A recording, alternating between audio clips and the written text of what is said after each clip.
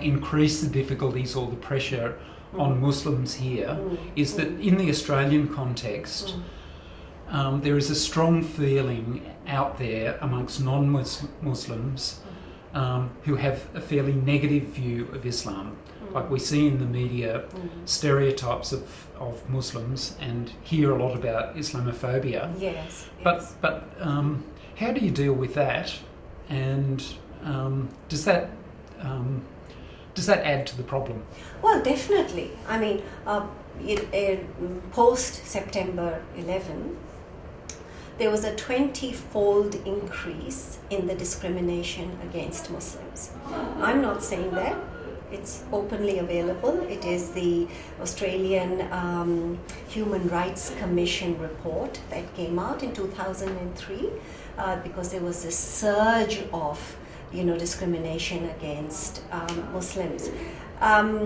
Muslims have been here before Captain Cook arrived, right? So Muslims have been interacting in Northern Territory from Indonesia and from the Northern Islands with Aborigines and indigenous people, for a long time. There are indigenous people who are Muslims as well.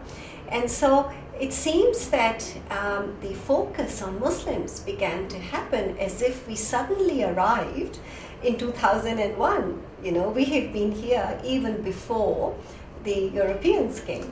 And so it is an interesting phenomena for psychologists to study, that the people that they were living with next door, that they were going to work with, that they were interacting with, have suddenly begun to be perceived in a very different and negative light, right? And you asked as to how the Muslim community deals with it. Well, the facts are, and again that is the research that was conducted, is that the role of the media, Islamophobia, focus on women wearing hijab. It always interests me as a person and as a psychologist about the level of emotional reaction that a piece of cloth on a woman's head can evoke in a human being, and it's just a piece of cloth. It means nothing except that women choose to wear it. And it isn't a symbol of anybody's oppression, but we have negative biases which we continue to hold because we choose to believe in them without any evidence.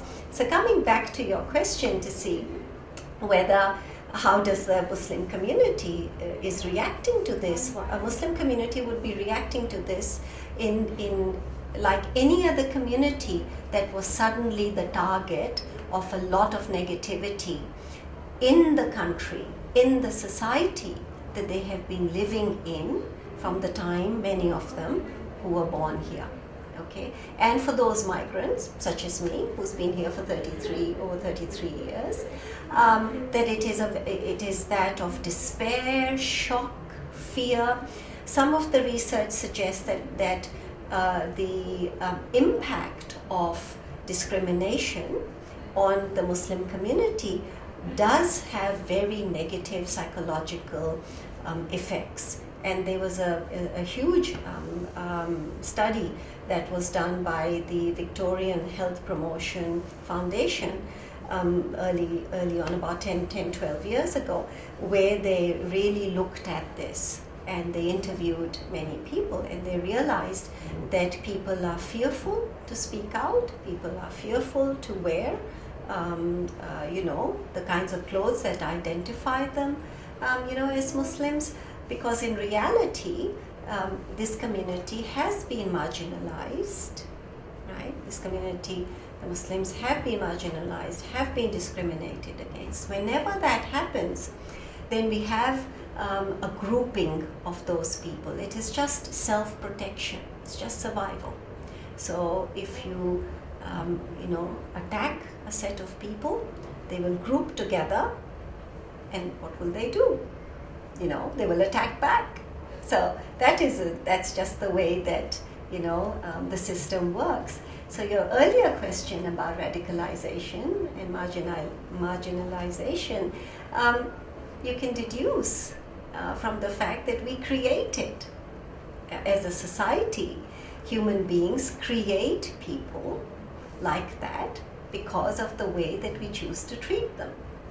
An extreme form of what I'm referring to, we just saw in the last week where we had the Dutch ultra-conservative politician Geert Wilders was in Australia to launch a political party called the Australian Liberty Alliance, and their main platform is to stop migration of Muslims and to stop what they're calling the Islamisation of Australia. But what do you think will be the effect of a party like that, and what are your thoughts on that? Well, this isn't the first time that has happened, Peter. In 1901, from my research, a little bit of research that I did, exactly the same thing happened. In the when the White Australia policy began to be espoused in Australia, they stopped migration from Muslims, except Albanians, because Albanians are white and they're Europeans. So it isn't the first time that this has happened. And what I think about that is that, it's sad, it's not a solution, it's going to escalate. If you were to look at the psychological factors that I spoke about a little bit earlier, is that you keep maligning, you keep marginalizing, you keep attacking a community that is here to stay. What do you think that community is going to do as a result of it? It's common sense, it doesn't have to be a psychologist. But if I can comment on why, in my opinion, and this is based on my personal opinion as well as my expertise as a clinical psychologist, why do people do that? Why do bullies bully? Why do people do bad things to other people, if there's really no personal gain? The reason for that is because of ignorance. So if you're looking at prejudice, and if you're looking at racism, then the psychological literature says that racism and prejudice is not something we are born with.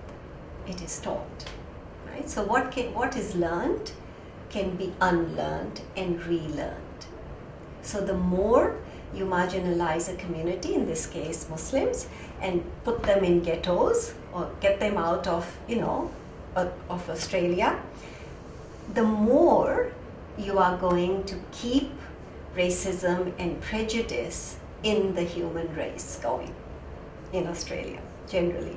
So the research suggests that when we have two sets of people who don't understand each other, there is this concept of them and us, and you put them together, right, as you see in the SBS program, go back to where you came from, then some of them changed their minds because they were open-minded, and some of them chose to stick to their own radical ideas, their own rigid, dogmatic way of thinking. Okay? So people can come and go in Australia. They can say these terrible Muslims. To me, it's sad because all they have to do is actually be open-minded enough to learn about Islam and Muslims, which they are not prepared to do. So what do you see as the solution?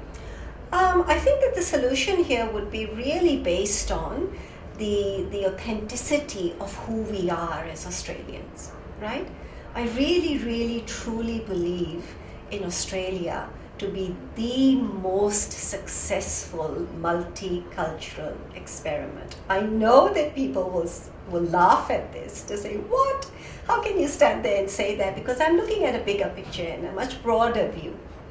I know the fair dinkum principle in the country I choose to call Australia and my home, right? And I believe in that. And I know that these waves come because they have come before and we have weathered them. So what I'm suggesting is that anybody out there who thinks Muslims are terrible, they've got, two horns on their heads and God knows what she's hiding under the niqab, then just as an experiment, pick up the Quran, read it yourself. Don't go and read hate sites. Go and stop a Muslim, in the street. Go and make a friend of a Muslim and say, tell me a little bit about yourself, And as I said before, it is what human beings become rigid, human beings become fearful, human beings become prejudiced and racist because of ignorance.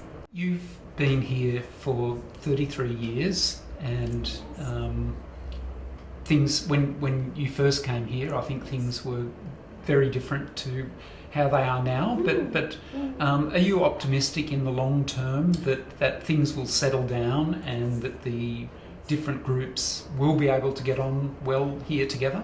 Yes, I am very optimistic because A, because I'm an optimist by nature, and B, because I understand, knowing about human nature and human behavior, that this is yet another, kind of wave of where people have really, what would be the right word?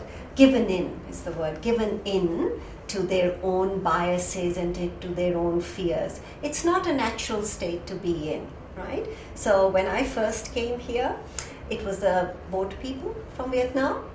They were maligned. Then after that, the Argentinian war took place. So the Falklands War took place. So you would hear in the media how bad, they were.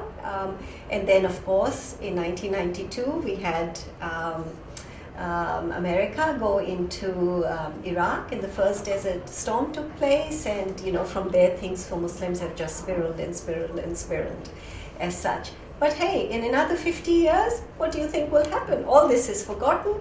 The people that you've been, maligning as human beings, you'll be shaking hands with them. How do we know that? We know that from the fact that in the war, the last Second World War, right, that took place, where is Europe now? Where is America now? Where is Japan now? They're best of friends.